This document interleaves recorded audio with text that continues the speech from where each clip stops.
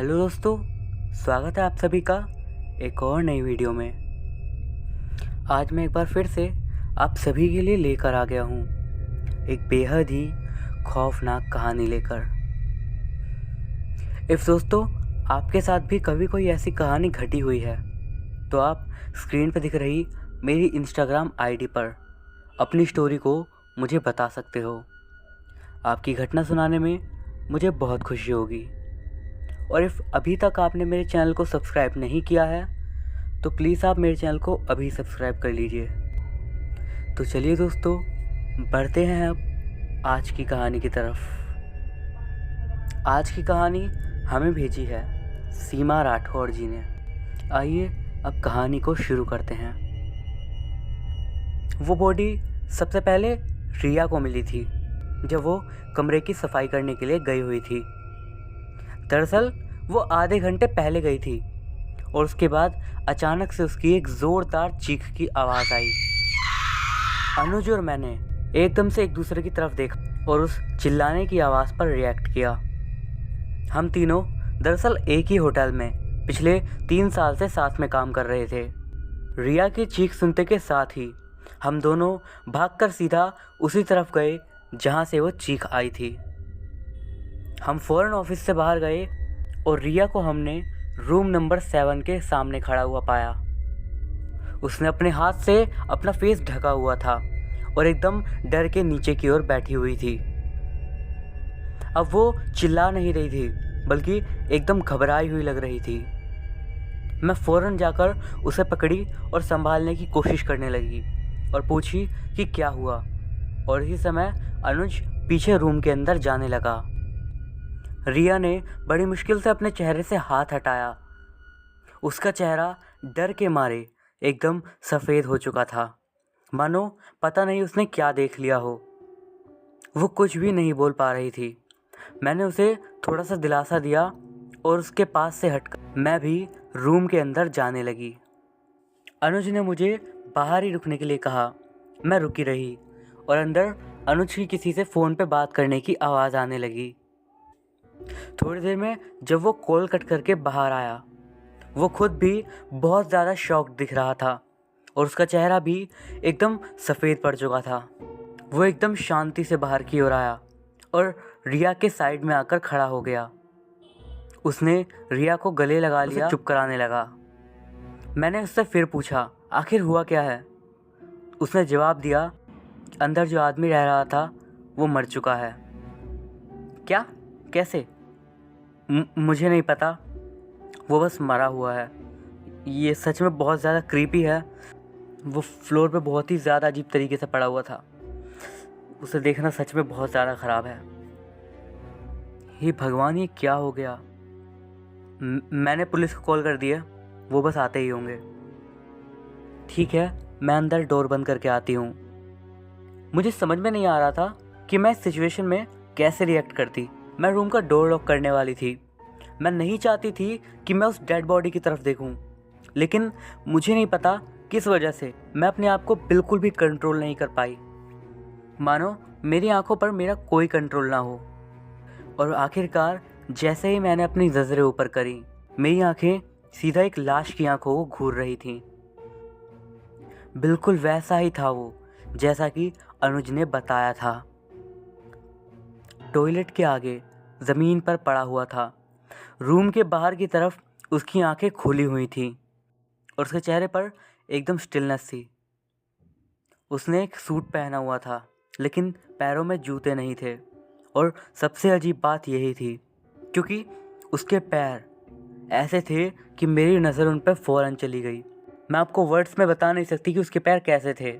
मतलब बहुत ही ज़्यादा अजीब, एकदम सूखे से लग रहे थे और उसके पैर की स्किन बहुत ही ज़्यादा ख़राब हो गई थी।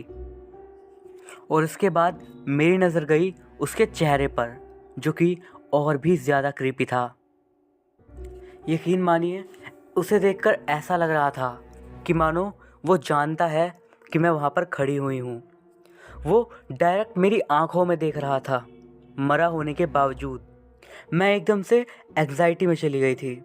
ऐसा लग रहा था कि मुझे बड़ी ज़ोर से पैनिक अटैक आया है। मेरे पूरे बदन से पसीने छूटने लगे।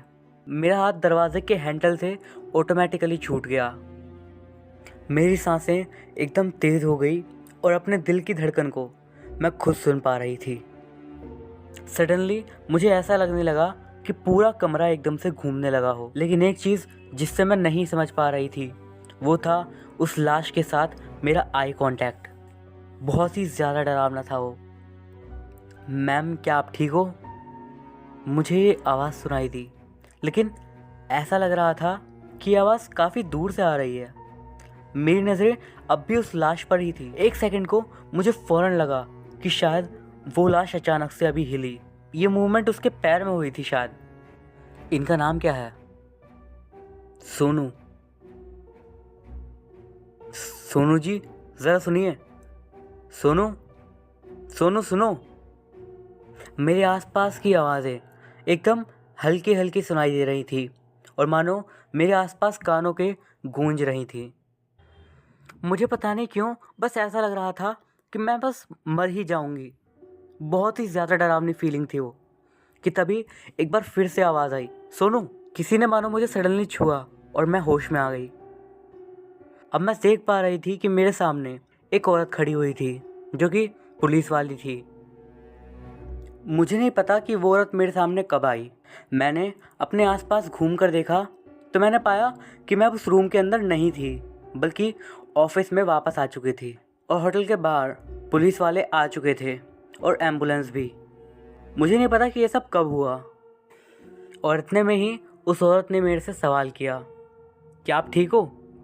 मैंने अपनी हाँ में गर्दन हिला दी। आपको बैठ जाना चाहिए। उन्होंने मुझे सहारा देकर बेंच पे बिठाया जहाँ पर रिया पहले से बैठी हुई थी और वो अब पहले से बेटर लग रही थी। अनुज भी देखने में ठीक लग रहा था। वो उठा और उसके बाद उसने पानी पिया। उसके तुरंत बाद एक पुलिस वाले ने रिया को अपने पास बुला लिया क्योंकि उसने ही सबसे पहले उस लाश को देखा था। इधर अनुज मेरे पास आया और उसने सीधा ये पूछा, क्या तुम्हें भी वो महसूस हुआ?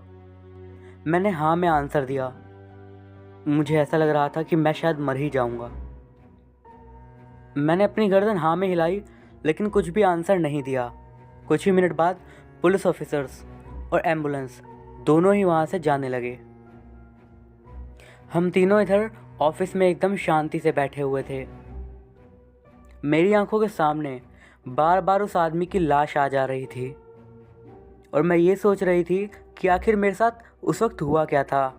मैंने पहले भी कई सारी डेड बॉडीज़ देखी हैं, फ्यूनरल्स में और भी कई जगह पर, लेकिन कभी भी ऐसा तो नहीं हुआ।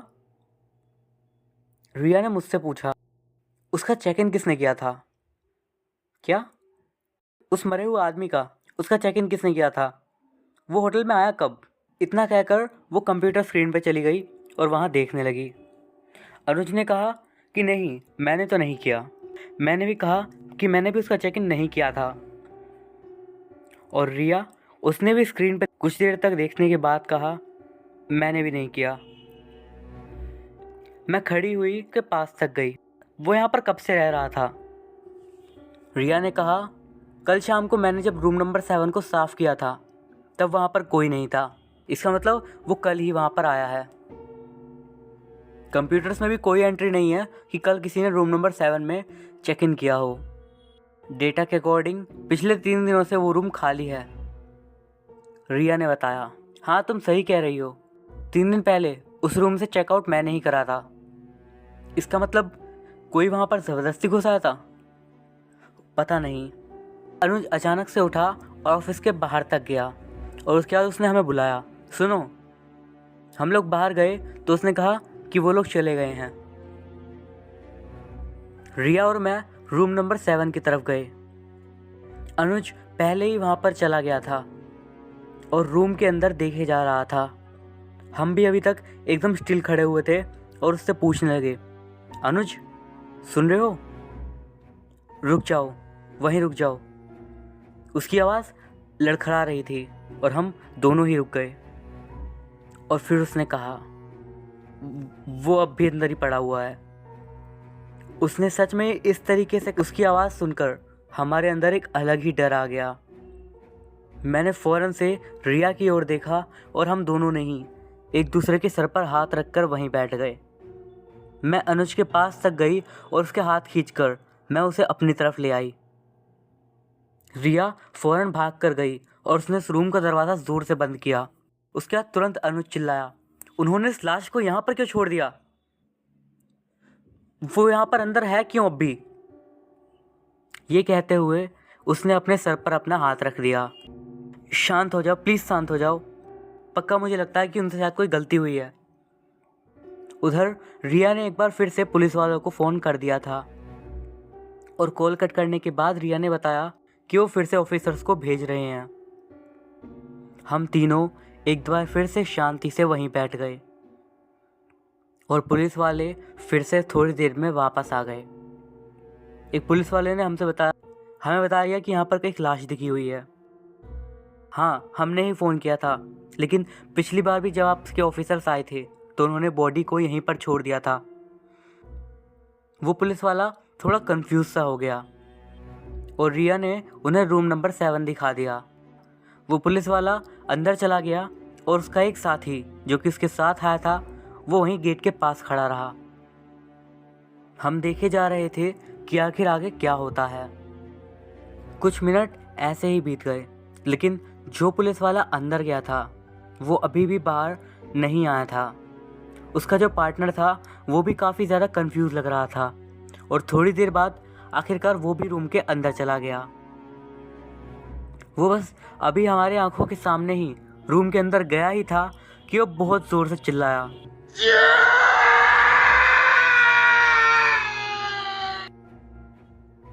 कि क्या हुआ? मैंने पूछा। उसने कोई भी जवाब नहीं दिया। सुनिए, वो कुछ भी नहीं बोला और सीधा वहाँ से बाहर की ओर भागा। तुम लोग अंदर मत जाना, मैं अभी आ रहा हूँ। हमको कुछ भी समझ नहीं आया और हम अंदर भी नहीं गए। वो पुलिस वाला तकरीबन 1 मिनट के बाद फिर से आया और उस रूम के अंदर गया। इस बार जब वो वापस आया तो उसके कंधे पर उसका वो साथी था जो कि शायद मर चुका था। उस पुलिस वाले को हमारी मदद से गाड़ी तक लेके गए और रूम नंबर 7 को उन्होंने लॉक करवा दिया और उसके बाद अपनी पुलिस कार में बैठकर वो वहाँ से चले गए। आखिर क्या हुआ? शायद वो थोड़ी देर में वापस आएंगे। हे भगवान, आखिर इस जगह पर हो क्या रहा है? मुझे लगता है हमें एक बार फिर से कॉल करना पड़ेगा पुलिस वालों को। इतना कहकर रिया पुलिस वालों को फिर से कॉल करने लगी और अनुज और मैं वहीं पर साइड में खड़े थे। हाँ, हमने पहले भी 2 बार कॉल कर दिया, लेकिन आप क्या प्लीज़ किसी ऑफिसर को भेज सकते हो जो कि यहाँ पर कुछ कर सके? 2 बार आपके ऑफिसर्स आए और यहाँ पर उस लाश को ऐसे ही पड़ा छोड़कर चले गए। उधर से उस औरत की आवाज़ आई, 1 मिनट रुकिए। रिया ज़ोर ज़ोर से सांस ले रही थी। थोड़ी देर में उधर से फिर से आवाज़ आई, हेलो जी, हमारी सीनियर से बात हुई है, आप हमें कॉल मत करिए। क्या? आप पुलिस हो ना, आपको हमारी मदद करनी चाहिए। इसका क्या मतलब हुआ कि हम कॉल ना करें? मुझे नहीं पता, ये सीनियर से ऑर्डर हैं, फिर से कॉल मत करिएगा। और इतना कहकर उस औरत ने लाइन कट कर दी। फटता, अब हम क्या करें? मुझे नहीं पता, आखिर हम उस लाश का करने क्या वाले हैं? इतना कहकर मैं पीछे की ओर देखने लगी जहाँ पर अनुज खड़ा हुआ था, लेकिन अनुज वहाँ पर नहीं था और ऑफिस का गेट एकदम खुला हुआ था। अनुज? उसने कोई जवाब नहीं दिया। रिया और मैं धीरे से रूम के अंदर जाने लगे और जैसे ही हम ऑफिस के अंदर जाने लगे हमारे होश उड़ गए। अनुज चेयर पर बैठा हुआ था, उसकी गर्दन नीचे की ओर झुकी हुई थी और उसकी आंखें खुली हुई थी जो कि एकदम वाइट हो चुकी थी। रिया ने एकदम धीरे से कहा, क्या वो मर गया है? मैंने धीरे से अपनी गर्दन नीचे की ओर हिलाई। उसके शरीर पर कोई भी घाव नहीं दिख रहा था, वो भी बिल्कुल ठीक था। उसकी नब्ज चेक करते हैं। रिया उसकी नब्ज देखने लगी और तब जाकर मेरी नज़र गई अनुज के पैरों पर, और मैं एकदम हैरान थी क्योंकि उसके पैर उसी लाश वाले आदमी के पैरों की तरह थे, एकदम सूखे, और पैरों की स्किन एकदम ख़राब हो चुकी थी। मैंने उसके चेहरे को देखा और बिल्कुल वैसा ही मुझे लगने लगा जैसा मुझे तब लग रहा था जब मैं रूम नंबर 7 में थी। हमें यहाँ से जल्दी जाना होगा, रिया से कहा मैंने। उसने मेरा हाथ पकड़ा और हम दोनों ही एकदम तेज़ी से वहाँ से भागे। हम दोनों बहुत ही मुश्किल से गाड़ी में बैठे। मेरे हाथ कांप रहे थे। मैं बड़ी ही मुश्किल से गाड़ी को स्टार्ट कर पाई। स्टीयरिंग व्हील पर भी मैं ठीक से कंट्रोल नहीं कर पा रही थी। मैंने फ़ौरन से एक्सीलेटर एकदम तेज़ कर दिया और गियर चेंज करती गई। स्पीडोमीटर में मैंने देखा तो स्पीड 40 किलोमीटर पर आवर से ऊपर हो चुकी थी। रिया अब भी कहे जा रही थी, और तेज़ चलो, और तेज़। गाड़ी की स्पीड 20 पर पहुंच चुकी थी। रिया अब भी कह रही थी, और तेज़ चलो, जल्दी। मैंने कहा हाँ चल रही हूँ, कि तभी मेरी नज़र गई रियर व्यू मिरर में, और उसमें जो मैंने देखा उसे देखकर मैं एकदम हैरान हो गई। मैंने देखा कि हम लोग अब भी उसी होटल के सामने ही खड़े हुए हैं और गाड़ी रुकी हुई है। मुझे समझ में नहीं आ रहा था कि आखिर हो क्या रहा है। मैंने एक बार फिर से गाड़ी को स्टार्ट किया और बहुत ही स्पीड से वहाँ से निकल गई, और इस बार कार सही में आगे जा रही थी। रिया पीछे बैठकर बहुत ही ज़ोर से रोई जा रही थी। अभी हम जस्ट थोड़ी दूर ही आगे आए होंगे कि हमने देखा कि वही पुलिस वालों की गाड़ी जो कि हमारे होटल में आई थी, वो एक दुकान के बाहर रुकी हुई थी। मैं गाड़ी को स्लो कर रही थी, लेकिन तभी रिया बोली, धीरे मत करो। क्या? तेज़ करो जल्दी से स्पीड। कहना क्या चाह रही हो? प्लीज़ गाड़ी की स्पीड तेज़ करो। मैंने बस रिया की आंखों में देखा और वो एकदम डरी हुई थी, और उसके बाद जो मैंने देखा वो बहुत डरावना था। उसकी तरफ गाड़ी की खिड़की के साइड में एक औरत खड़ी हुई थी, एक बूढ़ी औरत। ये समझने में मुझे कुछ सेकंड लग गए कि वो जो बूढ़ी औरत उसकी तरफ देख रही थी वो मरी हुई थी, एक लाश थी, बिल्कुल उस आदमी की तरह और बिल्कुल अनुज की तरह। मैंने अपनी आंखें जल्दी से रोड की ओर करी और गाड़ी की स्पीड बिल्कुल तेज़ कर दी। मैं अपने आप को रोकना चाह रही थी कि मैं पीछे ना देखूं मिरर में उस औरत की तरफ, लेकिन मैं अपनी आंखों को रोक नहीं पाई और मिरर में मैं उस औरत को देखने लगी, और ये देखकर मैं बहुत ज़्यादा डर गई कि वो बूढ़ी औरत की लाश सीधा मेरी आंखों में घूर रही थी। मैं अपनी आंखें बंद कर ली और एकदम ज़ोर से चिल्लाई, लेकिन गाड़ी अब भी मैं एकदम स्पीड से चलाने की कोशिश कर रही थी। मैं गाड़ी को रोकना बिल्कुल नहीं चाहती थी। इतने में रिया के पीछे से आवाज़ आई। मुझे नहीं लगता कि अब हम ज़िंदा बच पाएंगे। उसके बाद सडनली सब कुछ एकदम स्लो सा हो गया। मुझे सब दिख रहा था, लेकिन मैं कुछ कर नहीं पा रही थी। मेरी आंखें एकदम से बंद होने लगी और धीरे धीरे मेरे ऊपर बेहोशी छा गई और मैं बेहोश हो गई। जब आँख खोली तो मैंने खुद को हॉस्पिटल में पाया। मेरे पास एक नर्स आई जिससे मैंने थोड़ी बातें करी, और उससे मुझे पता चला कि रिया मर चुकी है और उसके मरने की वजह हार्ट अटैक थी। और मुझे ये भी पता चला कि अनुज भी मर चुका है। पुलिस वाले होटल में मेरा स्टेटमेंट लेने आए थे, लेकिन उन्होंने इस बात को मानने से इनकार कर दिया जो मैंने उन्हें बताया, और उनका कहना था कि मेरी मानसिक स्थिति ठीक नहीं है। मुझे नहीं पता कि मेरी ये बातें कोई भी मानने वाला है या फिर नहीं, लेकिन इस घटना की वजह से ही मेरे 2 बहुत ही अच्छे दोस्त, उनकी जान चली गई। तो दोस्तों, ये तो थी हमारी आज की पहली कहानी। अब बढ़ते हैं हम आज की अगली कहानी की ओर, जो कि हमें भेजी है हमारे सब्सक्राइबर तनय मौर्य ने। आइए आगे की कहानी को उन्हीं के पॉइंट ऑफ व्यू से जानते हैं। मेरा नाम तनय मौर्य है, और जो घटना मैं आपको बताने जा रहा हूँ वो मेरे मम्मी के साथ घटी थी। बात दरअसल उस टाइम की है जब शादी से पहले मेरी मम्मी हाई स्कूल में थी। उस टाइम पर दरअसल मेरी नानी का घर बन रहा था। नीचे की मंजिल फाइनल हो चुकी थी और ऊपर कमरों का कंस्ट्रक्शन जारी था, जिनमें से 2 रूम बच्चों के पढ़ने के लिए फाइनल किए गए थे।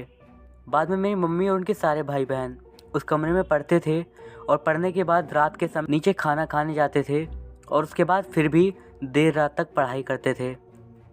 लेकिन रात के समय उन्हें पढ़ते समय ऐसा लगता था आंगन की तरफ से कोई बरामदे में चल रहा है। एक रूम में मम्मी और मौसी पढ़ती थी और उसी में सोती थी, और जो दूसरा रूम था उसमें मम्मी की चचेरी बहनें और मामा सोते थे। उन लोगों को भी ऐसा लगता था कि रात के समय कोई छत पर टहलता है, और कभी कभी तो रात में किसी चीज़ के पटकने की भी आवाज़ें आती थी। तो कभी कभी ऐसी आवाज़ें कि मानो बच्चे छत पर दौड़ रहे हैं। जब मम्मी और मौसी शाम को कमरे में पढ़ती थी तो उनको ऐसा लगता था जैसे कमरे की खिड़की के बाहर बरामदे में कोई लकड़ियां तोड़ रहा है। उन लोगों ने पहले तो इन सभी बातों पर ज़्यादा ध्यान नहीं दिया, लेकिन जब शाम को हल्का सा अंधेरा होने लगता कि तभी वो आवाज़ें शुरू हो जाती और करीब रात के 8:30-9 बजे तक आती रहती। अब ये रोज़ की बातें हो गई थी। तब भी उन लोगों का ध्यान इस पर ज़्यादा नहीं जाता था। रात में भी सब लोग सो जाते थे और जब सन्नाटा हो जाता था तो ऐसा लगता था कि किसी ने किचन का दरवाज़ा खोला हो। लेकिन जब मम्मी उठकर देखने जाती या फिर नानी देखने जाती तो वो दरवाज़ा बंद रहता था। लेकिन इन सब आवाज़ों से मम्मी कभी भी डरती नहीं थी। वह रात में अकेले देखने चली जाती थी, लेकिन फिर बाद में मम्मी के अलावा उनकी चचेरी बहन और मामा लोग भी अपनी अपनी मम्मियों से शिकायत करने लगे कि रात में अजीब अजीब सी आवाज़ें होती हैं, हम लोग ऊपर नहीं सोएंगे। तभी मम्मी और मौसी भी थोड़ा थोड़ा डरने लगी थीं। लेकिन एक दिन कुछ ऐसा हुआ कि एक दिन मम्मी और मौसी दोनों ही लोग पढ़ाई कर रहे थे। देर रात तक पढ़ने के बाद तकरीबन 12 बजे के आसपास लाइट चली गई तो उन लोगों को सडनली कमरे के अंदर डर लगने लगा, क्योंकि ऊपर उस कमरे में बस वही दोनों लोग सो रहे थे। तभी अचानक से बड़ी ज़ोर से आवाज़, जैसे कोई आंगन में और बाकी के कमरों में बहुत ज़ोर से दौड़ रहा हो, और कोई एक नहीं बल्कि 2 या 3 लोग हों जो कि पूरे घर में चक्कर लगा रहे हों। और ऐसे ही भागने और दौड़ने की आवाज़ आंगन से आती हुई मम्मी के कमरों और बरामदे तक आई, और फिर ऐसा लगा कि कोई भागते हुए चप्पल खींचकर मम्मी के कमरे के दरवाजे पर बहुत तेज़ी से फेंका हो। और यह आवाज़ सुनकर वो लोग बहुत ज़्यादा डर गए और डर के मारे रज़ाई में अपना मुंह छिपाकर और एक दूसरे को कस के पकड़कर डर के मारे लेट गए। डरते डरते वो दोनों कब सो गई उनको पता भी नहीं चला।